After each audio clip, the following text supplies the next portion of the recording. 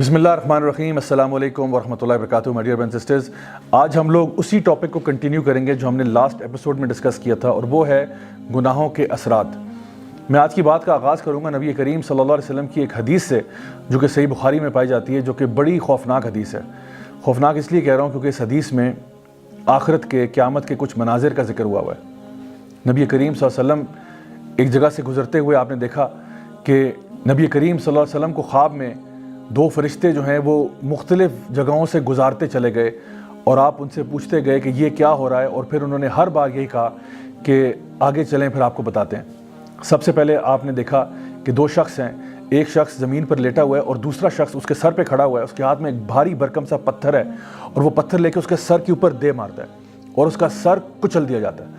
پھر وہ پتھر دوبارہ اٹھاتا ہے اور اس ٹائم تک اس کا سر دوبارہ ٹھیک ہو چکا ہے، پھر سے وہ اس کے سر پہ پتھر دے مارتا ہے اور پھر اس کا سر کچل دیتا ہے۔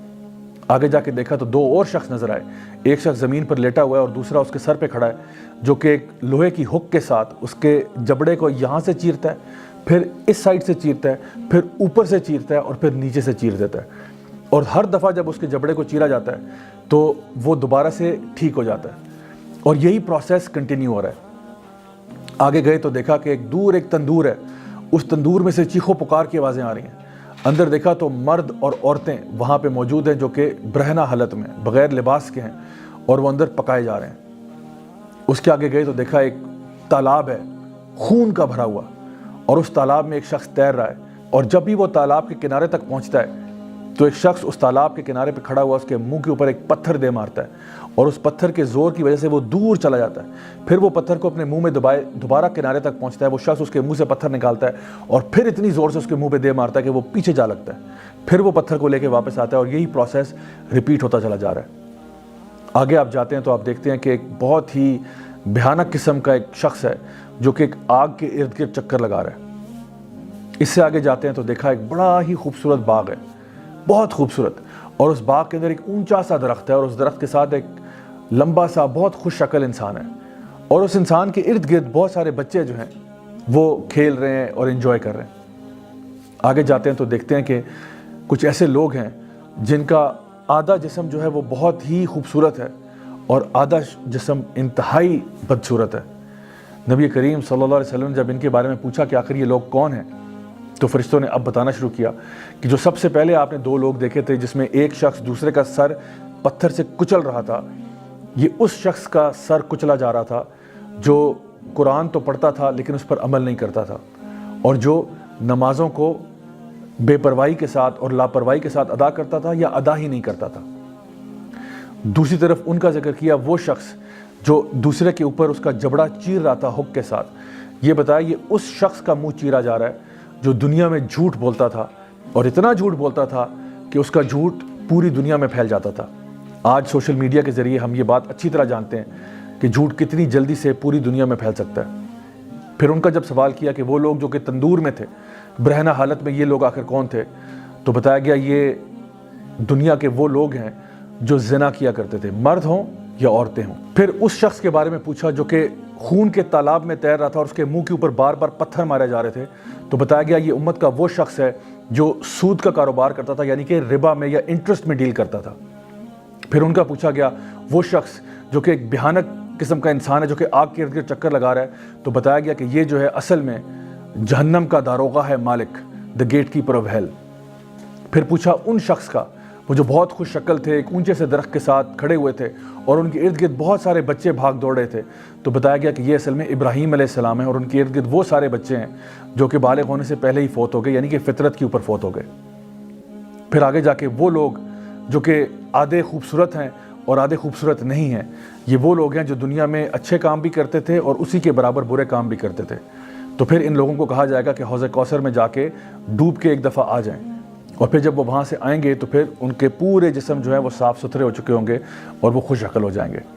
My dear brothers and sisters, یہ حدیث میں نے آپ کو اس لیے سنائی ہے تاکہ ہمیں سمجھ میں آ جائے کہ جو بھی ہم دنیا میں اعمال کر رہے ہوتے ہیں، ایسا نہیں ہوتا کہ ان کا کوئی حساب کتاب نہیں ہوگا۔ جس قسم کا عمل انسان نے دنیا میں کیا ہوتا ہے، ہو سکتا ہے کہ اس کی سزا اس کو دنیا میں مل جائے، اور ہو سکتا ہے کہ دنیا کے علاوہ آخرت میں بھی مل جائے۔ تو اس لیے گناہوں سے بچنا ہی ضروری ہے۔ اللہ سبحانہ تعالیٰ فرماتے ہیں قرآن مجید میں سورہ طلاق سورہ نمبر 65 آیت نمبر 2 اور 3 میں وَمَن يَتَّقِ اللَّهَ يَجْعَل لَّهُ مَخْرَجًا وَيَرْزُقْهُ مِنْ حَيْثُ لَا يَحْتَسِبُ وَمَن يَتَوَكَّلْ عَلَى اللَّهِ فَهُوَ حَسْبُهُ کہ جو شخص بھی اللہ کا تقوی اختیار کرے گا، یعنی گناہوں کو چھوڑ دے گا، اللہ تعالیٰ اس کو ہر مشکل سے باہر نکالے گا اور پھر اس کو رزق عطا فرمائے گا وہاں سے جہاں سے اس نے سوچا بھی نہیں ہوگا۔ اور جو لوگ اللہ پر توکل کرتے ہیں اللہ ان کے لیے کافی ہو جاتا ہے۔ اگر ہم چاہتے ہیں کہ اللہ تعالیٰ ہمیں ہماری مشکلوں کو دور کر دے ہم سے، تو اس کے لیے ہمیں گناہوں کو چھوڑنا ہوگا اور تقوی کی زندگی کو اختیار کرنا ہوگا۔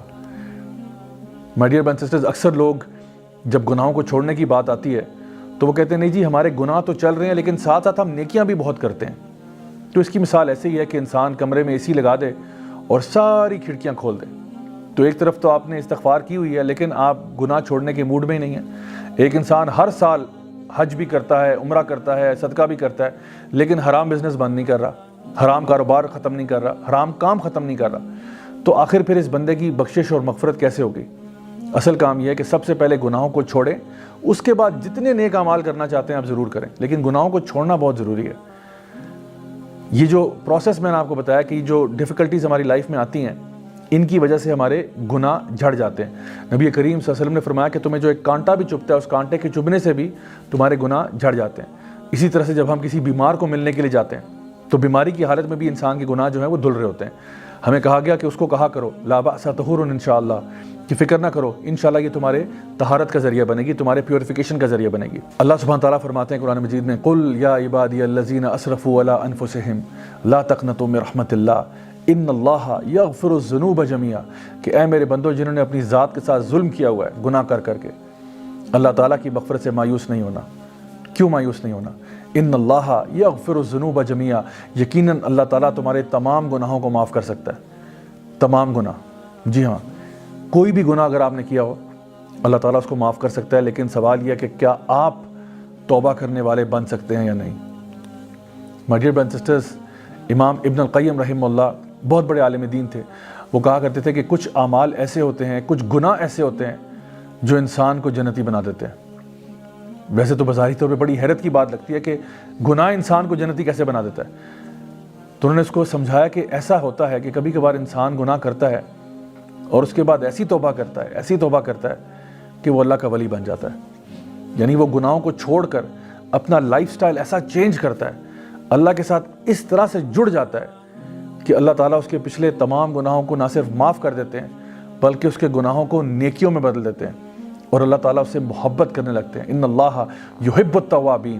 ویحب المتطہرین، یقیناً اللہ محبت کرتا ہے ان گناہ گاروں سے جو توبہ کر لیں۔ تو my dear brothers and sisters,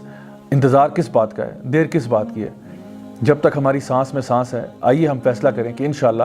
ہم سے جو بھی غلطیاں ہوئیں، کوتاہیاں ہوئیں، ہم اللہ تعالیٰ سے گڑ گڑا کے معافی مانگیں گے تاکہ اللہ تعالیٰ ہماری تمام غلطیاں، کوتاہیاں، گناہوں کو معاف کرے، اللہ تعالیٰ ہم سے راضی ہو جائے اور اللہ تعالیٰ ہمیں اپنے نیک بندوں میں شامل کرے، اپنے انبیاء، صدیقین، شہداء، صالحین میں، اور انشاءاللہ ہمیں جنت الفردوس میں اعلیٰ مقام نصیب فرمائے۔